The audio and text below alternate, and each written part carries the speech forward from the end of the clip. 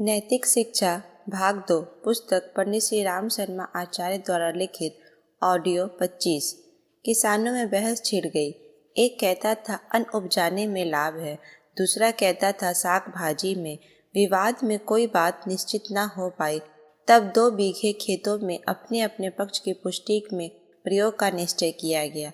अन्न में लाभ बताने वाले ने 40 रुपए का 40 किलो बीज लेकर क्वार कार्तिक के दिनों में फसल बोई, चैत में काटी और वैशाख में 7 माह बाद घर आई।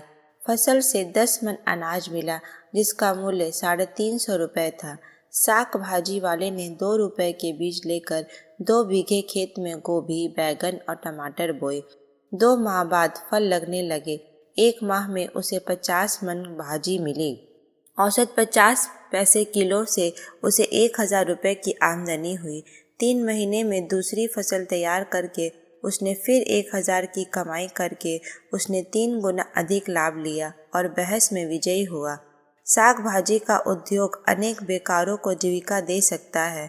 उनसे हाट बाजार में एक मंडी आरंभ हो सकती है।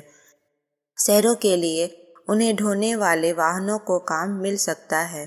फेरी वाले धंधा पा सकते हैं। बीज और पौधे बेचने का भी धंधा हो सकता है। इस संबंध में आवश्यक जानकारी देने वाली छोटी बड़ी पुस्तकें छपने और बिकने में काम बढ़ सकता है।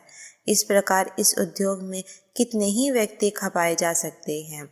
1 बीघा जमीन में यदि अन्य 5 मन उत्पन्न होता है और आलू सहज ही उसमें 10 गुना अर्थात 50 मन मिलेगा। गेहूं की फसल प्रायः पूरा 1 वर्ष ले जाती है। इतने समय में साग भाजी की 3 फसलें आसानी से ली जा सकती है। किसी के पास थोड़ी जमीन हो तो भी वे अपने परिवार का निर्वाह उतने में ही कर सकता है। विस्तार कम होने से रखवाली, सिंचाई, गुड़ाई, निराई आदि आसानी से हो सकती है। उसे घर के थोड़े से व्यक्ति भी बिना बाहरी मजदूरों की खुशामद किए अपने आप संभाल सकते हैं। प्रश्न 1। हमारा देश कृषि प्रधान होते हुए भी विदेशों से अन्न क्यों मंगाता है? 2. खाद्य पदार्थों के उत्पादन की वृद्धि के लिए क्या किया जाना चाहिए? 3. साग भाजियों के उत्पादन से क्या लाभ होगा? 4. अन्न के अपव्यय को रोकने के लिए क्या किया जाना चाहिए? 5. बड़ी दावतों से क्या हानि है? 6. भोजन परोसने में क्या सावधानी रखनी चाहिए? 7. सप्ताह में 1 उपवास क्यों आवश्यक है? उपवास के लाभ बताइए। 8. चूहों व कीड़ों से अन्न की बर्बादी बचाने के लिए क्या किया जाए? 9. अन्न के संकट को उत्पादन विधि से ही नहीं, संरक्षण एवं उपयोग के विवेकपूर्ण तरीकों से भी टाला जा सकता है। 10.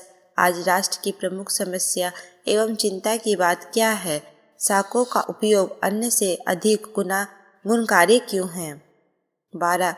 किसानों को साग सब्जी क्यों उगाना चाहिए? 13. खाली जगहों का उपयोग साग उगाने में कैसे किया जा सकता है? 14. हर जगह कौन कौन से साग उगाए जा सकते हैं? वृक्षारोपण और हरितिमा संवर्धन। मनुष्य के जीवन धारण और उत्कर्ष में जिन जीवधारियों का प्रमुख सहयोग है, उनमें पशु और वृक्ष की गणना प्रमुख है।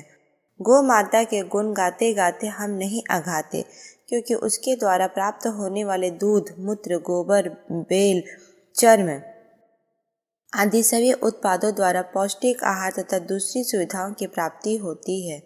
ठीक ऐसे ही अनुदान वृक्षों से प्राप्त होता है। उसके द्वारा प्राप्त होने वाले लाभों की कोई गणना नहीं, वे बोलते भर नहीं। जीव तो उनमें भी है, और वह जीव भी ऐसा जो संतों जैसी गरिमा रोम रोम में भरा बैठा है। वृक्ष यदि संसार में ना होते तो संभवतः हमारे लिए जीवित रहना भी संभव ना हुआ होता। घास पात और वनस्पतियों की महिमा तो लोग पशुओं के आहार, औषधि, अन्न, रस्सी, फूस आदि से रूप में जानते हैं, पर वृक्षों की उपयोगिता की कम ही जानकारी लोगों में आई है। एक व्यक्ति को स्वर्ग में देखकर महात्मा पुरुष चिल्लाए और धर्मराज से बोले, महाराज, मैं इसे अच्छी तरह जानता हूँ, इसने कोई पुण्य नहीं किया, फिर इसे स्वर्ग क्यों मिला? धर्मराज हंसकर बोले, क्योंकि इसने बहुत से वृक्ष लगाए हैं, तुम्हारे पुण्य तो नष्ट हो गए, किंतु इसके पुण्यों का लाभ आज भी धरती वाले ले रहे हैं। क्या यह उस सबसे बड़ा पुण्य नहीं? महात्मा सोचने लगे, अब की पृथ्वी पर जन्माता तो वृक्षारोपण खूब करूँगा। आमतौर से इतना ही जाना जाता है कि वृक्षों की छाया या फल फूल काम में आते हैं। हमें यह भी जानना चाहिए कि मनुष्य की सांस से निकलने वाली विषैले कार्बन डाइऑक्साइड गैस को सोखकर निरंतर वायु को शुद्ध करते रहने का श्रेय वृक्षों को ही है। वे दिन भर यही काम करते हैं, रात को वे थोड़ी कार्बन डाइऑक्साइड गैस निकालते तो हैं, पर वह मनुष्य शरीर से निकलने वाली विष वायु जैसी हानिकारक नहीं होती। दिन भर वृक्ष ऑक्सीजन नामक प्राणवायु उगलते हैं। मनुष्य के लिए यही जीवन धारा है। ऑक्सीजन की कमी पड़ जाने से मनुष्य का जीवन संकट में पड़ जाता है और वह अन्य जल से भी अधिक उपयोगी है। ऐसा बहुमूल्य आहार जिसकी पल पर जरूरत पड़ती है और जो रक्त में लालिमा से लेकर जीवन धारक करने साधन जुटाता है, वृक्ष की देते हैं। वृक्ष ही देते रहते हैं। वृक्ष ना हो तो ऑक्सीजन की सारे संसार में कमी पड़ जाए और शरीर से तथा आग के जलने से निकलने वाले विष वायु सारे आकाश को दूषित कर ऐसी घुटन पैदा कर दे कि प्राणियों का जीवन धारण ही संभव ना रहे। इस दृष्टि से उन्हें जीवन दाता कहा जाए तो अत्युक्त ना होगी। वृक्षों को शंकर क्यों कहते हैं? एक पुत्र ने पिता से पूछा। पिता ने वृक्ष में जल डालते हुए बोला, बेटा, समुद्र मंथन हुआ, तब देव और दनुजों ने सब कुछ बांट लिया, पर वृक्ष कोई लेने को तैयार ना हुआ। तब उसे शंकर जी ने पीकर मानवता की रक्षा की। शंकर जी ने तो ऐसा एक बार किया, पर मनुष्य गंदी सांसें, धुआं और साड़धे फैलाया है। उन्हें जीवन भर यह वृक्ष ही तो पान करके वायु शुद्ध रखते हैं। बोला, यह क्या हुआ? महाशंकर पुत्र ने उत्तर दिया, वृक्षों में एक ऐसा विशिष्ट आकर्षण है जो बादलों को खींच कर लाता है और वर्षा की परिस्थितियां पैदा करता है। जहाँ वृक्ष अधिक होते हैं वहाँ वर्षा भी अधिक होती है।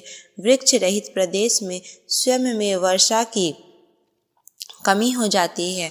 वृक्षों की अभिवृद्धि अपने सुख साधनों को बढ़ाना है, उनमें कमी आना अपनी ही आवश्यकताओं की पूर्ति पर कुठाराघात करना है। प्राणवायु कम मिले, वर्षा कम हो और वनस्पतियां कम उगे तो हम कितने घाटे में रहेंगे, इसका लेखा जोखा कर सकना कठिन है। आँखों पर हरितिमा का बड़ा शांतिदायक प्रभाव पड़ता है, उससे सहज ही प्रसन्न हो उठता है। घास तो वर्षा के दिनों में भी शोभा देती है, पर वृक्ष तो साल भर अपनी शीतलता प्रदान करते रहते हैं। उनकी छाया में जितने ही मनुष्य और पशु पक्षी विश्राम पाते हैं, यह देखते हुए उन्हें एक खुली हुई धर्मशाला कहा जा सकता है। फूलों की शोभा देखते ही बनती है, उनकी सुगंध मस्तिष्क में प्रफुल्लता और शक्ति का संचार करती है। फलों में ही वे जीवन तत्व है जो मनुष्य को निरोग और दीर्घजीवी बना सकते हैं। अन्य आहार तो मजबूरी और अभाव की परिस्थिति में स्वीकार करना पड़ता है, अन्यथा मनुष्य की शरीर रचना बंदर जैसे फलहारी वर्ग से ही आती है। उसका प्राकृतिक और स्वाभाविक भोजन फल है। देह में जो जीवन तत्व पाए जाते हैं और जिनकी निरंतर आवश्यकता रहती है, वे अधिकतर फलों में ही भरे रहते हैं। इसलिए पूर्ण समर्थ, पौष्टिक, सात्विक और स्वास्थ्य रक्षक आहार में फलों की ही गणना की जाती है। उनमें शरीर ही नहीं, मस्तिष्क का और स्वभाव को भी उच्च स्तरीय पोषण प्रदान करने की क्षमता है। इससे धार्मिक दृष्टि से फलों को बहुत प्रधानता दी गई है। देवता पर चढ़ाने में फल और उपवास में फल सर्वत्र नहीं, उन्हीं की गरिमा फैली पड़ी है।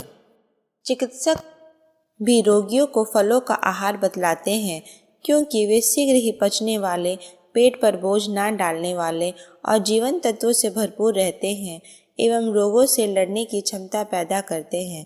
ऋषि मुनियों का प्रधान आहार फल ही था।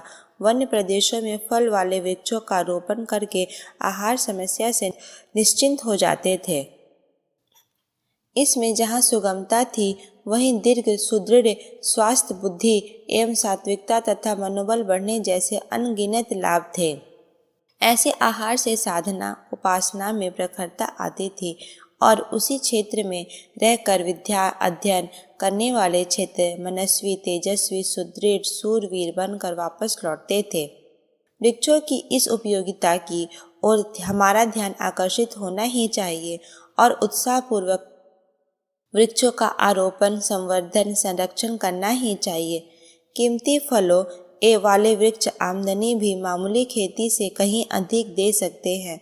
संतरा मौसमी नींबू चीकू सेब नाशपाती अमरूद लीची लुकाट आड़ू अनानास सहतूत अंजीर जैसे फल आसानी से उगाए जा सकते हैं।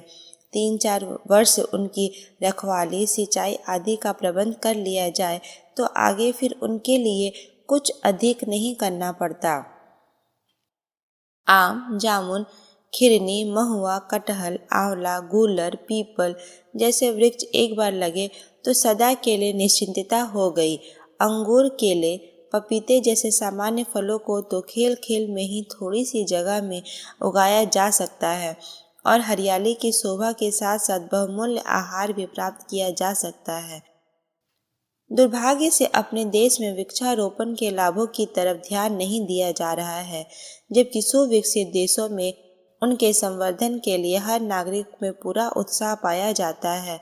पशुओं से भी अधिक उपयोगी वृक्षों को उगाने और बढ़ाने की जहां विशाल योजनाएं बनती रहती हैं, वहीं अपने देश में इनको काट काट कर समाप्त करते हुए गो हत्या जैसे कुकृत्य में हम लगे हुए हैं।